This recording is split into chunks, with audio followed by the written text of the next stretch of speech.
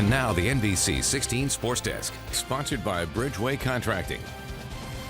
With Oregon football's 39-point victory over Liberty in the Fiesta Bowl, we close one chapter of Duck football and open another. The team's focus now turns to next season and the future of the program.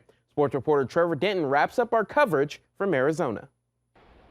It still feels downright bizarre to say. This Fiesta Bowl was the final time we will ever see Oregon football wearing that Pac-12 patch on their jerseys. But Dan Lanning wasn't about to get overly sentimental about it. Earlier in the week, he said it's a lot more about the O on their chest than any sort of conference affiliation. And then, after that Fiesta Bowl shellacking of Liberty, Lanning had this to say about their upcoming change in schedule. Oregon's cemented itself as, a premier program in college football, and I'll say, more than anything, certainly grateful for some of the great games that exist in the Pac, but probably just as excited about what's happening in the future for us, where we're headed, the direction we're headed, the clarity, of what that brings, and that's really credit to our administration, Rob Mullins, and the people around us that have put us in that position.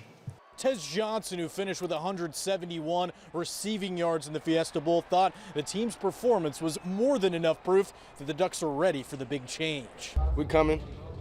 Big Ten. The whole team's coming. We're coming. You ready? Yeah, everybody is.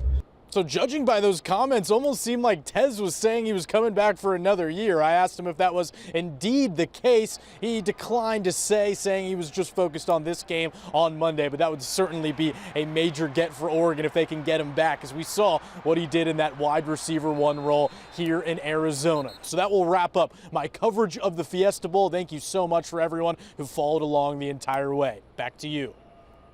Thank you, Trevor. One player who may not be in the team's future plans is cornerback Cole Martin. The freshman took to social media to announce he's entering the transfer portal. This season for the Ducks, he appeared in all 13 games, racking up a total of 21 tackles and 1 interception. Meanwhile, in Corvallis, star wideout Silas Bowden has also entered his name into the portal.